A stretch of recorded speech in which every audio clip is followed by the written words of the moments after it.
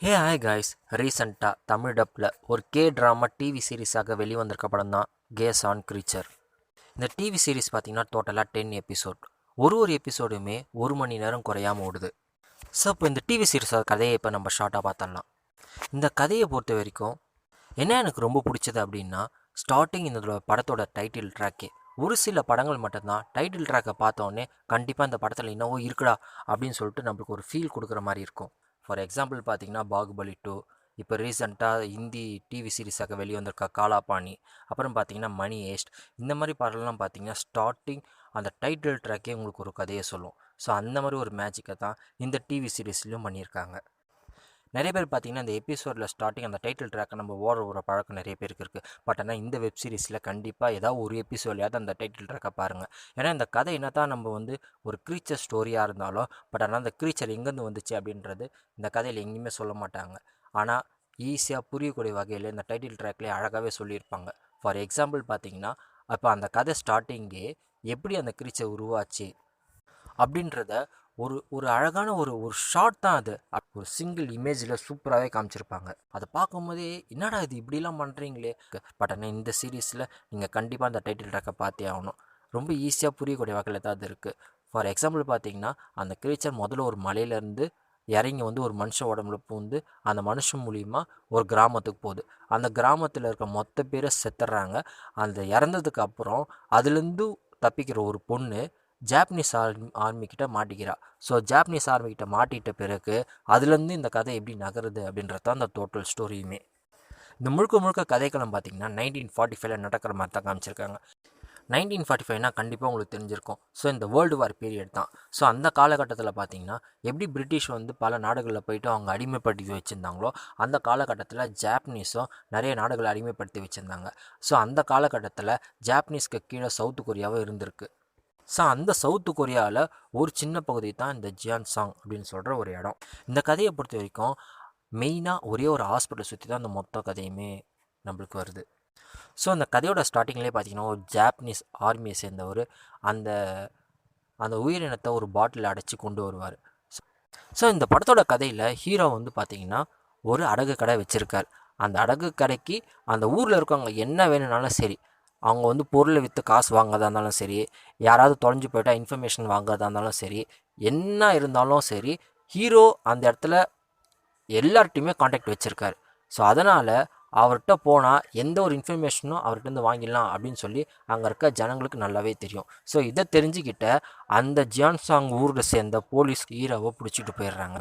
ஏன்டா கொண்டு போனாங்கன்னு பார்த்தோன்னா, அங்கே இருக்க சீஃப் ஒரு பொண்ணோட ஃபோட்டோவை காமிச்சு இந்த பொண்ணு இப்போ மிஸ் ஆகிட்டா, ஸோ இந்த பொண்ணை நீ கண்டிப்பாக கண்டுபிடிச்சே ஆகணும். கண்டுபிடிக்கல அப்படின்னா இது வரைக்கும் நீ சம்பாதிச்ச மொத்த சொத்தையும் நாங்கள் பிடுங்கிட்டு உன்னை நடு ரோட்டில் விட்டுருவோம் அப்படின்னு சொல்லி ஹீரோகிட்ட சொல்கிறதுனால ஹீரோ வேறு வழி இல்லாமல் அந்த பொண்ணை தேடுறதுக்கு ஒத்துக்கிறாரு.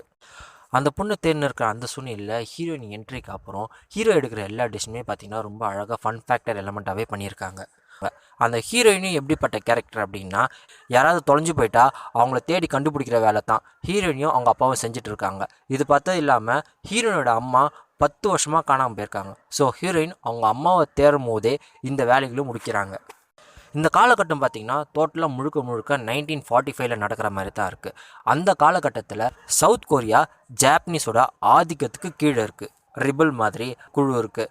அந்த குழு எப்படியாவது சவுத் கொரியாவுக்கு சுதந்திரம் வாங்கி தரணும் அப்படின்ற ஒரு கேரக்டர். இந்த கேரக்டர் பார்த்திங்கன்னா ஹீரோவோட ஃப்ரெண்டாகவும் இருக்கார். ஸோ இந்த கதை முழுக்க பார்த்திங்கன்னா அந்த ஊரில் இருக்க ஒரு சாதாரண ஸ்ட்ரீட், அதுக்கப்புறம் அங்கே இருக்க ஒரு ஹாஸ்பிட்டல், இந்த 2 தவிர இந்த கதையில் வேறு எதையுமே காமிக்க மாட்டாங்க.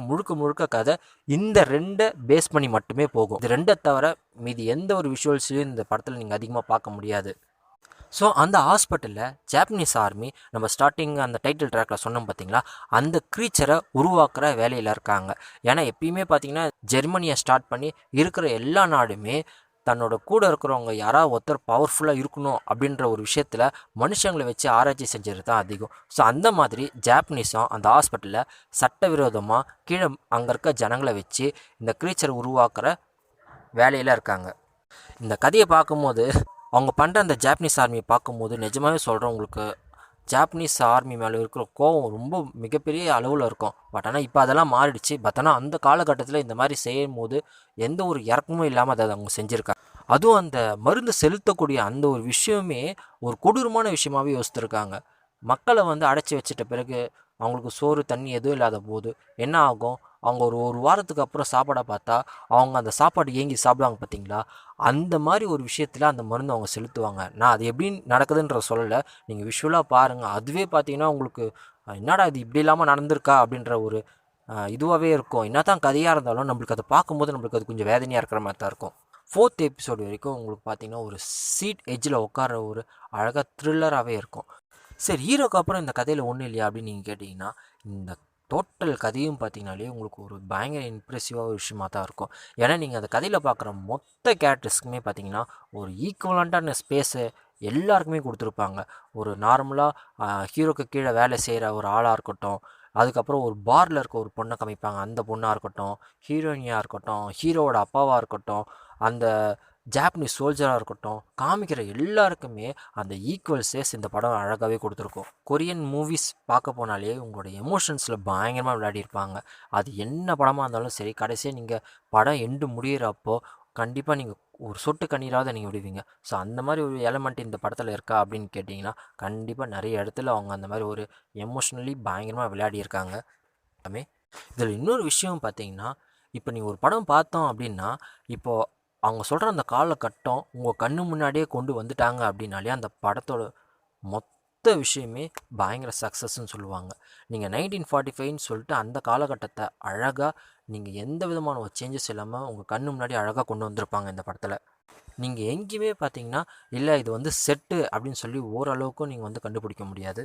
விஷுவலாக உங்களுக்கு அந்த அளவுக்கு நம்பகத்தன்மையாகவே அந்த செட் இருக்கும். இந்த படத்தோட முக்கால்வாசி ட்ராபேக் எங்கன்னு சொல்லுவோன்னு பார்த்தீங்கன்னா, இந்த படத்தோட லென்த்து தாங்க. ஏன்னா இவ்வளோ பெரிய ஆளுங்களை வச்சு எடுக்கிறாங்க. ஸோ எல்லாருக்கும் ஈக்குவலன் ஸ்பேஸ் கொடுக்கணும் அப்படின்றதுக்காக ஒரு எபிசோடையும் 1 ஹவருக்கு ஓடுற மாதிரி எடுத்து வச்சுருக்காங்க. ஸோ இது லென்த்து தான் நம்மளுக்கு கொஞ்சம் பிரச்சனையாக இருக்கிற வழியே. பட் ஆனால் கதை வந்து பயங்கர எக்ஸலண்ட்டாக பண்ணியிருக்காங்க. ஸோ இந்த ரிவ்யூ உங்களுக்கு பிடிச்சிருந்துச்சின்னா சப்ஸ்கிரைப் பண்ணுங்கள். தேங்க்யூ.